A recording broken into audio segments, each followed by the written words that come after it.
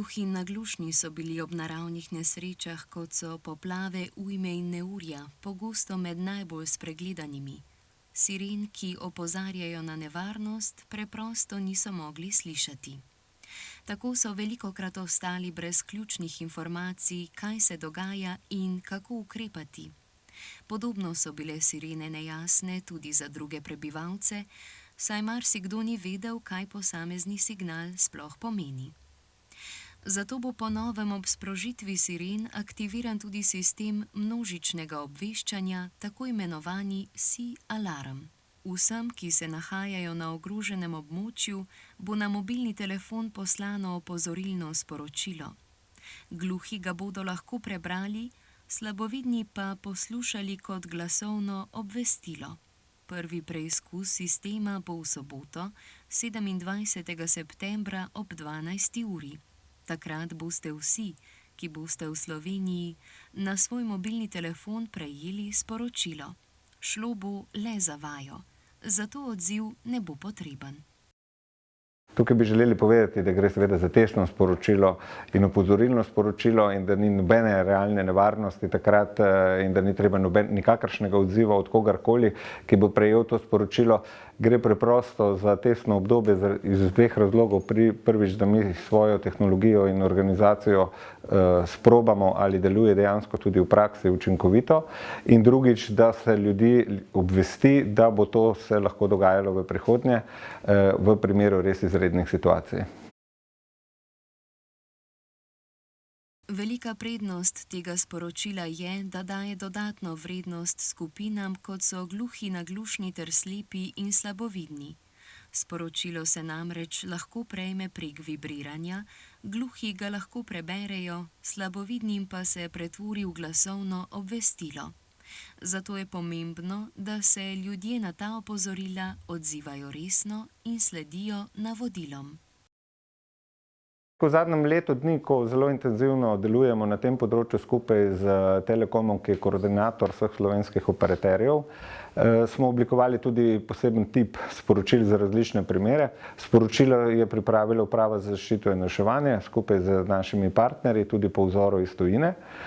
In gre za sporočila, ki so relativno kratka in zelo velikih sporočilnih vrednosti, so pa razdeljene, za kakšno vrsto nevarnosti gre, ali gre za poplavo, ali gre za potres, ali gre za možnost terorističnega napada, recimo neke druge ogrožajoče zadeve. Sporočila so razdeljene v 4 stopnje nujnosti.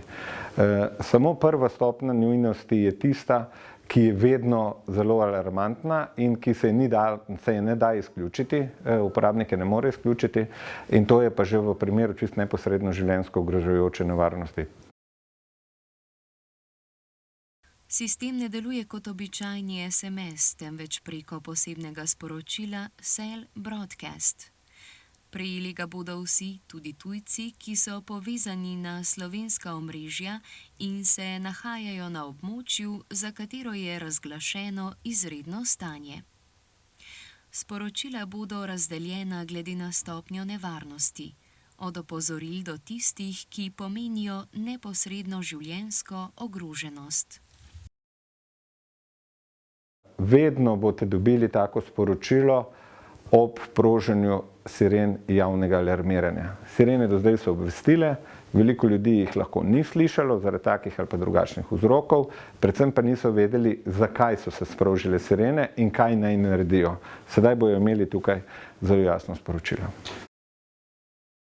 Ključno pri teh sporočilih je, da so lokalno omejena. O tem odloča Uprava za zaščito in reševanje, ali je to samo nekaj hiš, ali je to ulica, ali je to naselje, ali je cela občina, ali je cela regija. Tukaj je treba povedati vodjo intervencije, ki vodi intervencijo na terenu.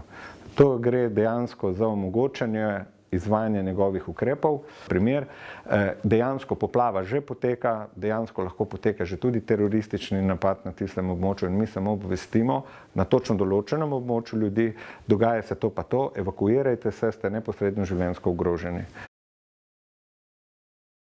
To ni potrebnih nobenih nastavitev telefona, vedno bo bil zvočni, zelo zvočni glasni signal in pa tudi vibriranje v tem sporočilu, ne glede na to, ali imate vi dano izbrano opcijo na potiho ali pa samo na zvonjenje ali pa samo na vibriranje. Gre za oba dva obveščanja, ki se bosta vedno v isti jakosti pojavila pri vseh telefonih, ne glede na to, ali imate Android ali imate iOS oziroma kakršnokoli drugo varianto samega telefona. Ključno je, da je telefon vključen v omrežje. To pa pomeni, da ni na letalskem načinu oziroma da ni fizično izklopljen. V vseh ostalih primerih, ko je telefon v omrežju, se bo pojavilo to sporočilo. Prednost sistema SeeAlarm je tudi, da zagotavlja večjo dostopnost obveščanja za gluhe, naglušne, slepe in slabovidne. Sistem bo ob nesrečah omogočal tudi hitrejše in jasnejše obveščanje. Ob sirenah bodo prebivalci prejeli tudi jasna pisna navodila, kaj storiti.